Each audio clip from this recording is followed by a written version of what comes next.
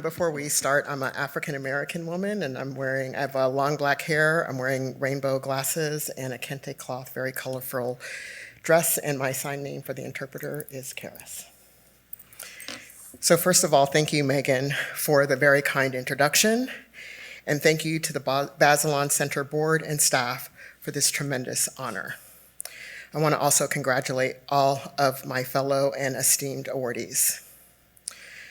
A few days ago, the nation heard the conversation about people living with mental illness who are unhoused between two journalists on a talk-style news show. And I'm going to paraphrase. Well, I might quote.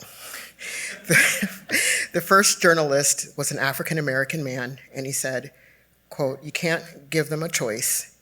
Either they take the resources that we're going to give them, or they're going to go to jail. And that's the way it has to be." The second journalist, a white male, followed with, "Or involuntary lethal injection, or something. Just kill them."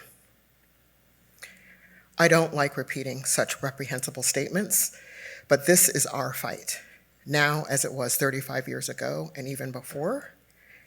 And all of us in this room are fighting for dignity, respect, and the rights for people living with mental health and substance use conditions and people with disabilities. When public discourse leads to harm to those most in need, when political decisions feel disconnected from the people they claim to serve, and when the world can sometimes feel just too much, I lean into the words of my father, Dr. Jän Myrick, who passed away this past November. He was a fierce defender of civil rights, equity, and democracy. And he reminds me, and now us, this: the nation is an unfinished journey. The imperfections are not failures, but they're invitations and opportunities for collective growth for each generation to push closer to its promise. Democracy is the cornerstone of this nation, and I see mental health advocacy as democracy in action. But democracy only works when every voice is heard. When people with lived experiences, families, parents, providers, policymakers, and especially those most impacted at the intersections of race, gender, sexual orientation, rural and farming communities, immigrants, and those living in poverty, the yay-sayers and the naysayers. Yet many times people with lived experience are absent, and for me, often they don't even look like me, and I don't see myself represented. And let's be real, sometimes you bring these big groups together and they just don't play well in the sandbox. My advocacy has focused on bridging everyone and helping people to the table by building bridges between lived experience and family members, conventional providers and peers, policymakers and communities most impacted. I work across constituencies that may not always agree, because I believe that real solutions are done through connection, especially when we are connected around a common cause of dignity, respect, and access to services and supports in communities where people want to and choose to live, work, and play.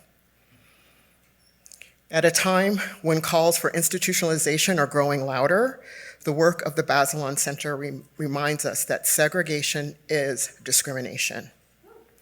When systems fail us,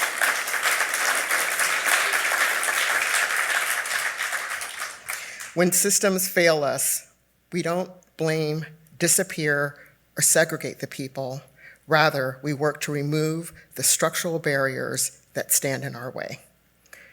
This award is not just mine, it reflects the work of many, those who have brainstormed with me, challenged me, supported me, and led with me. Many of the folks are here,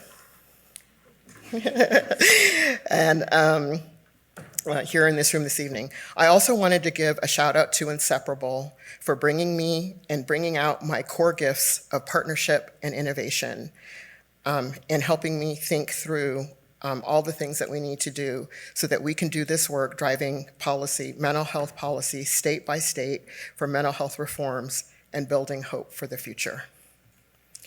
Lastly, this work is personal. I am a Black woman given a diagnosis of schizophrenia. My story is one story, but there are so many others. Too many people like me endure poor or no services, low expectations, outright violations of our rights under the guise of benevolent care. We fight now for ourselves and the next generation. So I want to thank you for this award.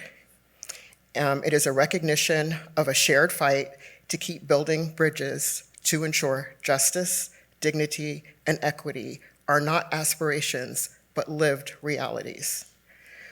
When it's challenging to remember, when times are challenging, as in now, I just want this to be an invitation. It is an opportunity for collective growth for each generation to push closer to the promise. We don't do it alone, we do it together. Thank you very much.